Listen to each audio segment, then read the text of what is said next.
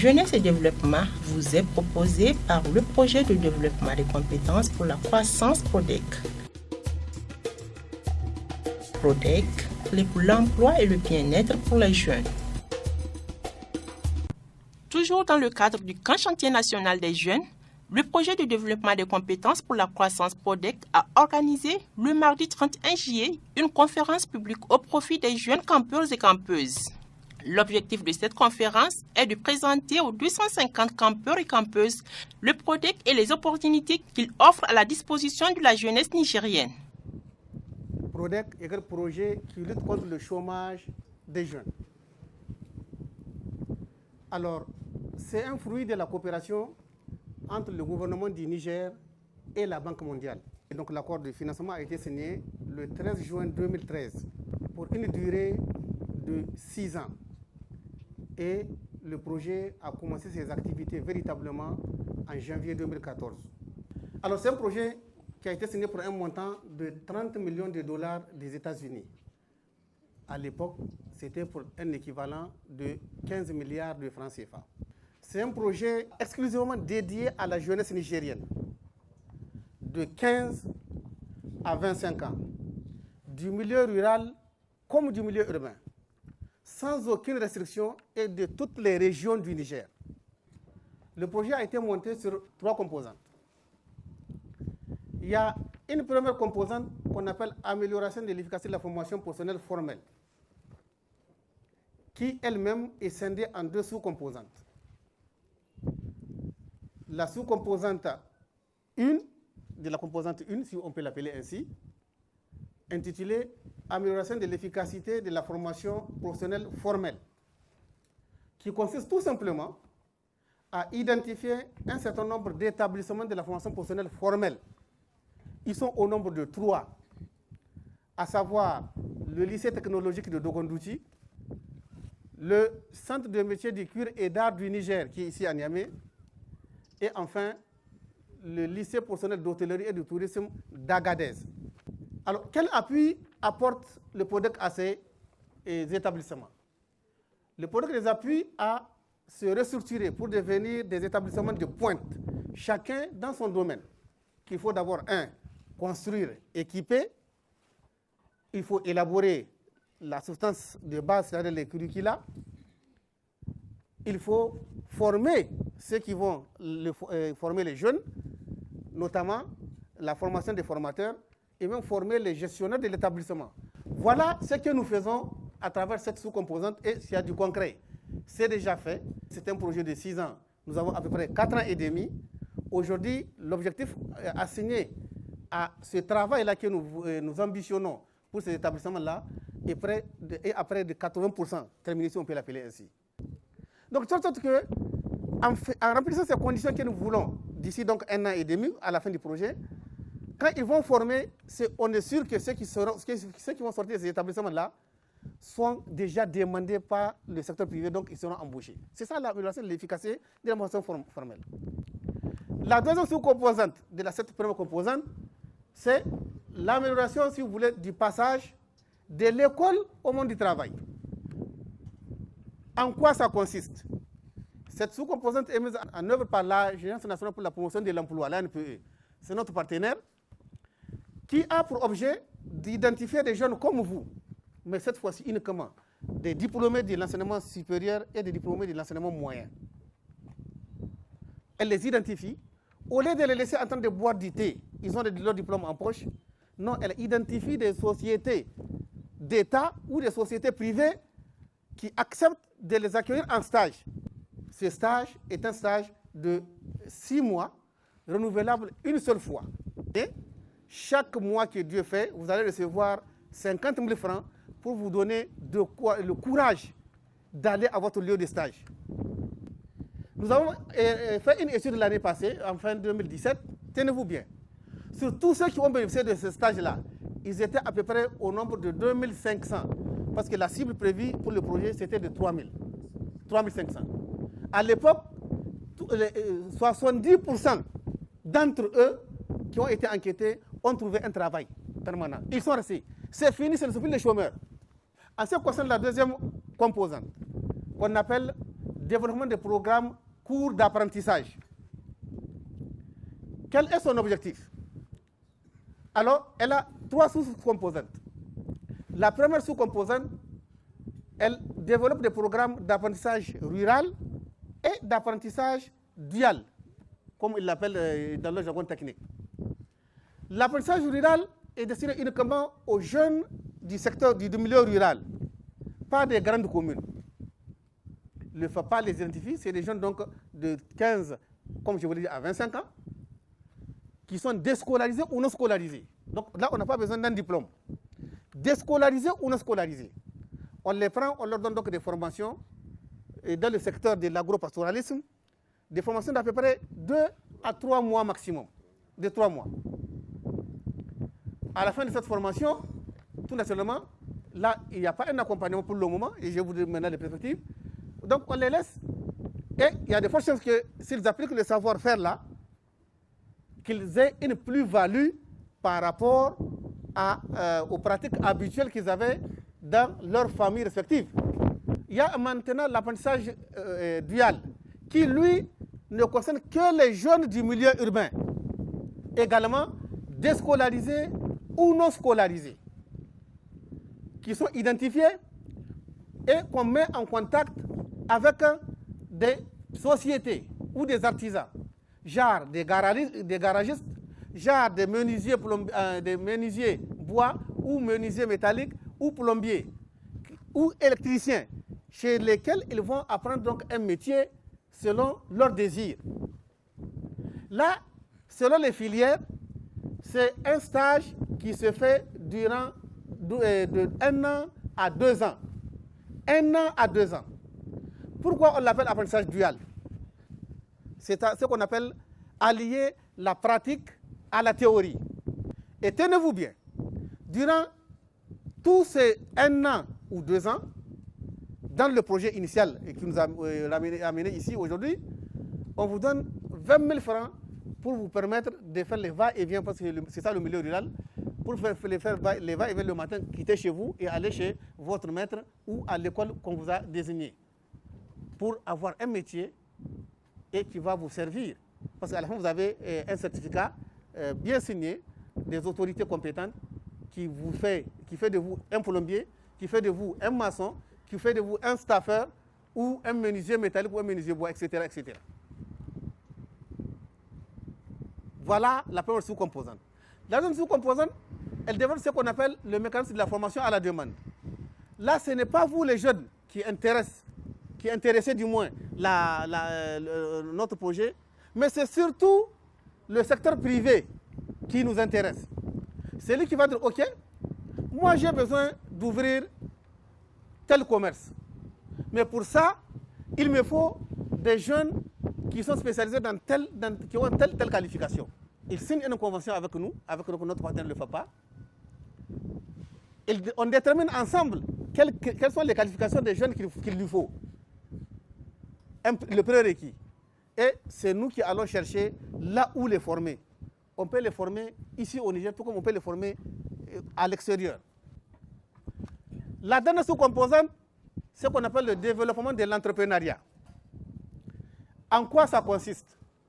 Ça consiste tout simplement à chercher des jeunes diplômés du niveau supérieur ou du niveau moyen auxquels on donne une formation en comment créer et gérer une entreprise. À la fin de la formation, tu es obligé de sortir ce qu'on appelle une idée de plan d'affaires, une idée d'entreprise. Donc ceux qui ont sorti ces idées-là, on prend à peu près 10 à 15% parmi eux, on continue avec eux. Ce qu'on appelle le système de coaching. On met des formateurs à votre disposition jusqu'à ce qu'ils finalisent cette idée de plan d'affaires-là, qu'elle soit une réalité. Alors, on les met en contact avec la maison de l'entreprise et certains d'entre eux ont compétit au plan d'affaires. Et vous avez vu ce qui s'est passé il y a 2 mois au palais des congrès, sous le haut patronage du Premier ministre, on a remis des prix des meilleurs plans d'affaires. Alors, les jeunes du PRODEC, parmi les 100 premiers prix là, constituent à peu près 15%, 15 à 20%. Ce sont les jeunes que le PRODEC a formés à travers la chambre de commerce.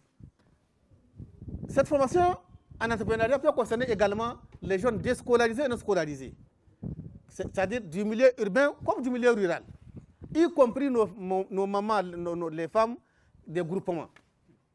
Là, la formation n'est que de 4 jours, parce qu'ils ont un module bien adapté à leur contexte. Tenez-vous bien. Nous avons fait également une enquête, nous avons mené une enquête. Il s'est avéré que 63% de tous les jeunes qui ont bénéficié de ces formations-là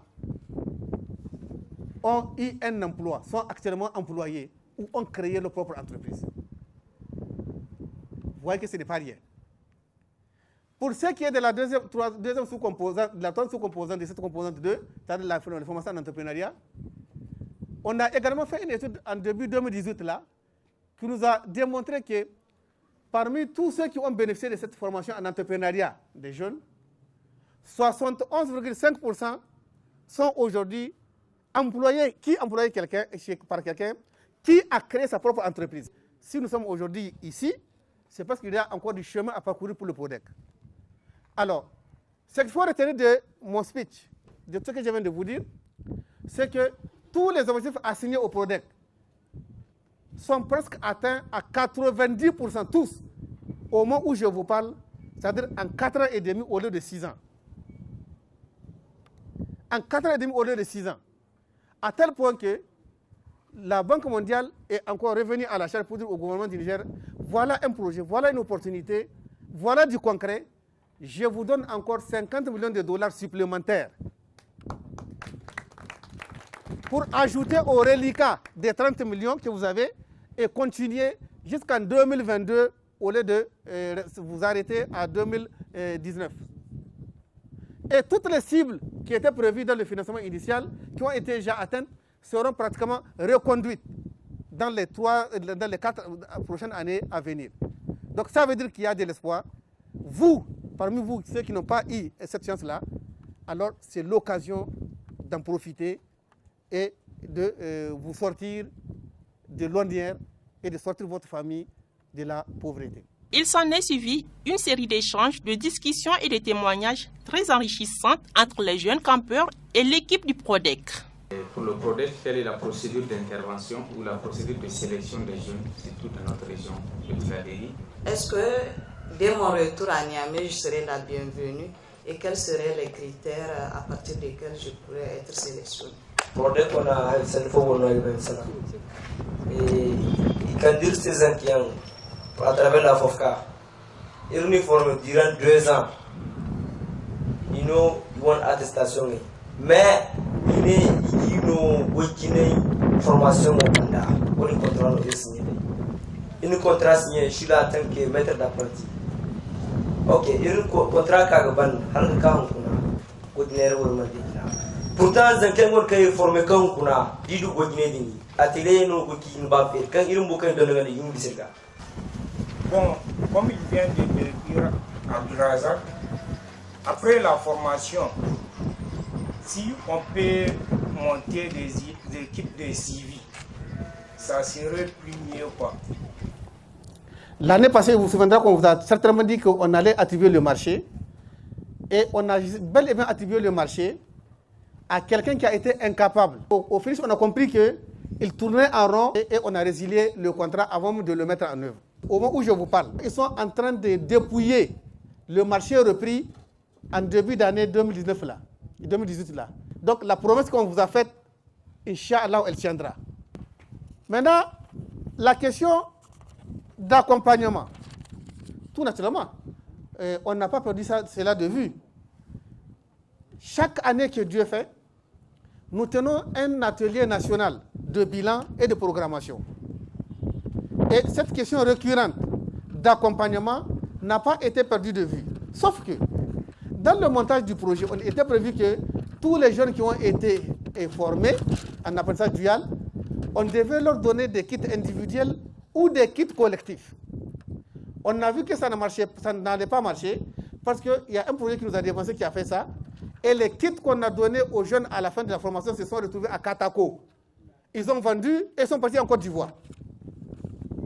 Donc on a attiré notre attention, on nous a dit, écoutez, ne donnez pas des kits individuels, mais donnez plutôt des kits aux maîtres artisans, moyennant une convention ferme, qu'eux aussi ne vont pas non seulement les vendre, mais aussi ils doivent les utiliser à bon escient au profit des jeunes qui sont en train de former à l'instant.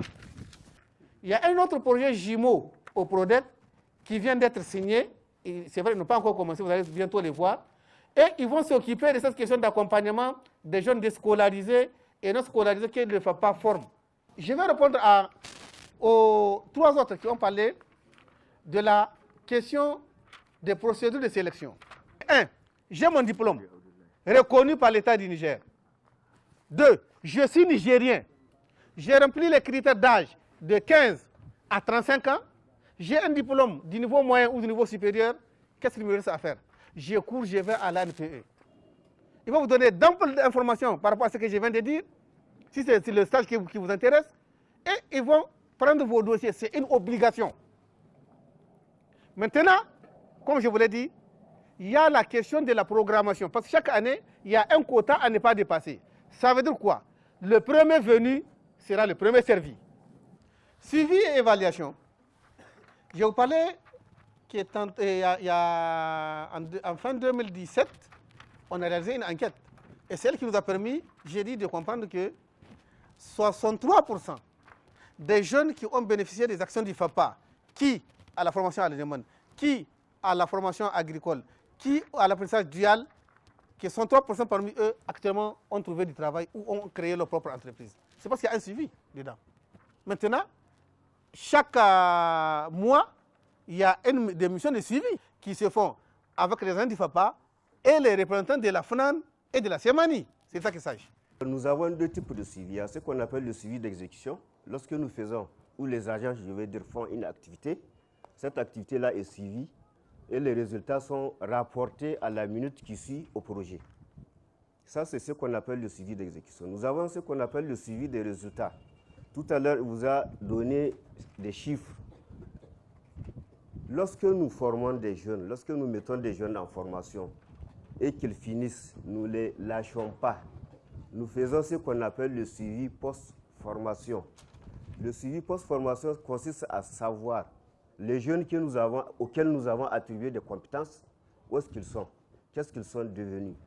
Alors, chaque 2 ans, nous organisons des enquêtes et c'est les résultats de ces enquêtes-là qui ont permis de dire que ceux qu'on a formés ou ceux qu'on a mis en stage dans le cadre de l'ANPE ont trouvé de l'emploi à hauteur de 70%. Ceux qui ont été formés par le FOPA ont trouvé du travail ou se sont auto-employés à hauteur de 63 à 64%. Et ceux qui ont été formés en entrepreneuriat ont trouvé du travail ou se sont auto-employés aussi à hauteur de 70%. Monsieur le coordinateur, je vais profiter ici pour vous remercier parce que nous, on a un autre résultat qui est extraordinaire. 80% de ceux qui ont été formés ont eu un boulot automatiquement. Automatiquement. Aujourd'hui, il y a plus de 150 qui ont été formés en boulanger. Je vous assure, c'est depuis le stage. C'est un problème. Dans les boulangeries ou dans les... Comment on appelle qu'ils font les stages, ils ont eu un contrat rapidement. Et Dieu merci, actuellement, en tout cas à Tawa, je prépare le pain. Bénéficier à peu près, moi je peux dire plus de 500 femmes qui ont été formées en entrepreneuriat, donc avec la chambre du commerce. Donc le PRODEC s'est déplacé même donc, de la région du Dosso pour aller même à Sibiri donc, pour former les femmes là. Donc l'antenne de Niamey, ils ont eu une formation, l'antenne de Tawa a eu une formation et ainsi par la suite c'est de Maradi. La rubrique Jeunesse et développement vous a été proposée en partenariat avec le projet de développement des compétences pour la croissance PRODEC.